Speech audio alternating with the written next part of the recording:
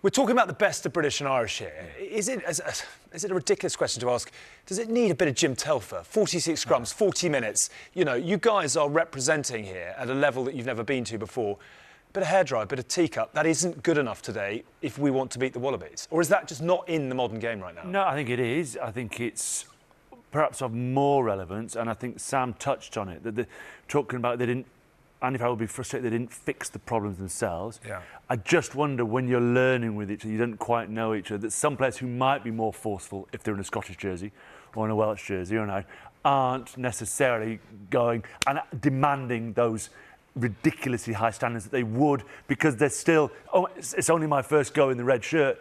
Do I want to be the one shouting at everyone? But actually, but that comes out of the captain, doesn't it? I mean, is that empowerment? What is that? Well, enter Owen Farrell. So, like, but mind you, I've heard Johnny Sexton has been pretty direct in some of his feedback to the players. Personally, I think you need it.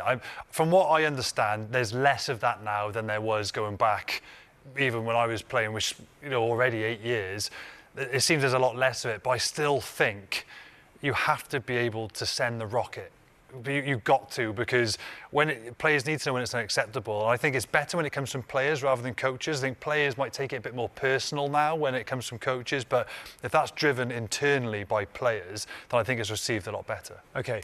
One of the things that we're sort of talking about here is that we're seeing errors from players in a Lions jersey that you wouldn't normally see in club and country colours. And I suppose that is inevitably more time together. But also, I mean, some of these here, talk us through why these are breaking down and why these are happening, John.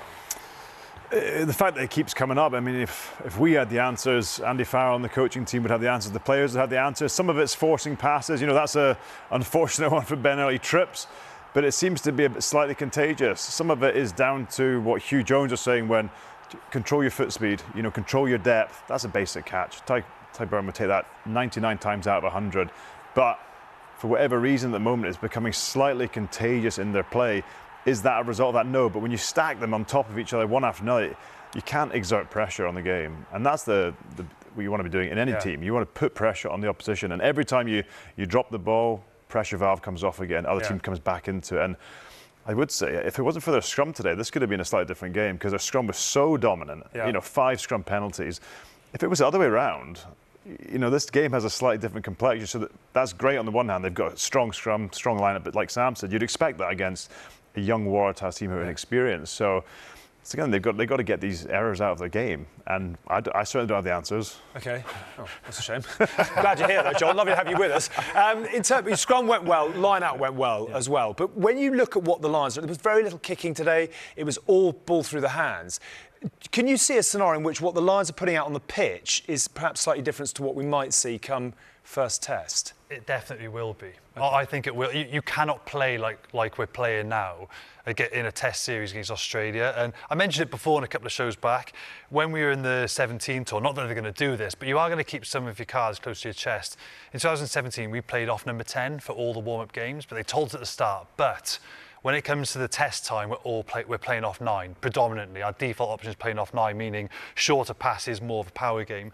The Lions will be back up to 25, 30 kicks a game when they play against Australia, because Australia are going to do it, and we can't just blindly play back into them trying to go wide. So I do think the Lions, like, these games are chances to execute in real time your attacking moves. The Lions don't want to kick 35 times a game in all these warm-ups. Then they get to a test match and they haven't had an opportunity to put some phases together. Get all this practice in the bank, and then you can always narrow down your game plan.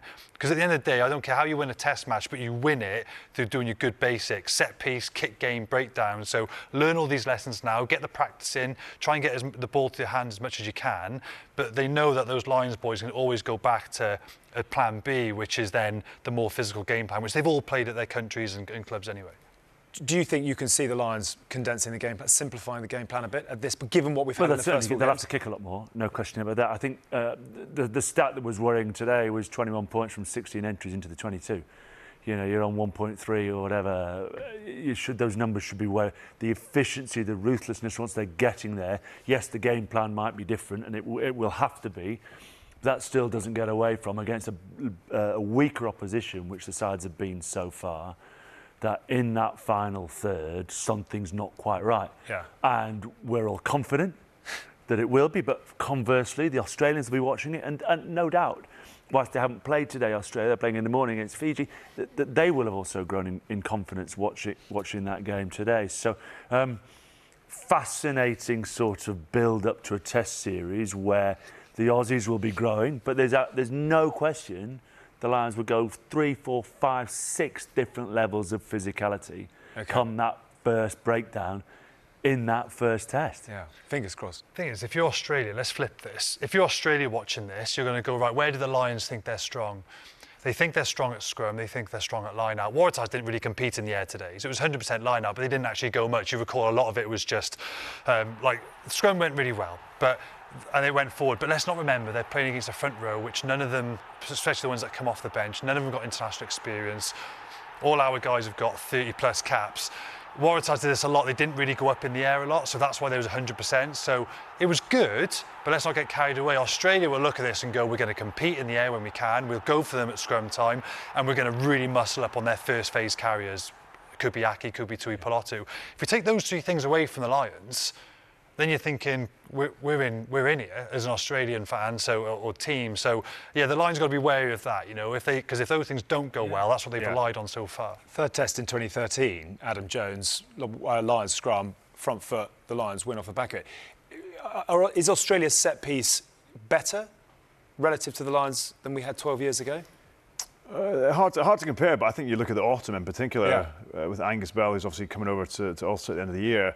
They've got a good set piece, and they've got big men who have had a lot of time together. So you won't see pictures like we saw today where scrums are getting crumpled in half. I think it'll be a big old contest, but I don't think it'll be anything like that. I think the kicking game is going to be to go back to that. I can't think of one occasion in tonight's game where the Lions put the ball in the air and got the ball back.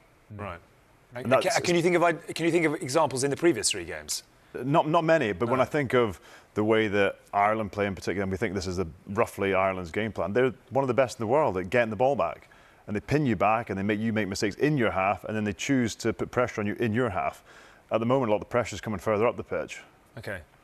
And just thinking the line, Williams and Frost, they'll be going up front, middle, back. Skelton might come back into the equation. Yeah.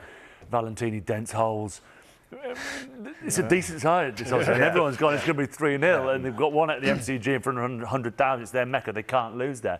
It's going to be a great test series, and right now, if you're in a green and gold, you're going, what's everyone going on about these Lions boys? But as with all Lions boys, you just keep building, you keep raising, and it's now, the selection is now getting super tight, and I just think, with what Ronan was talking about, I think he's close now to 10, 12, 13 test players.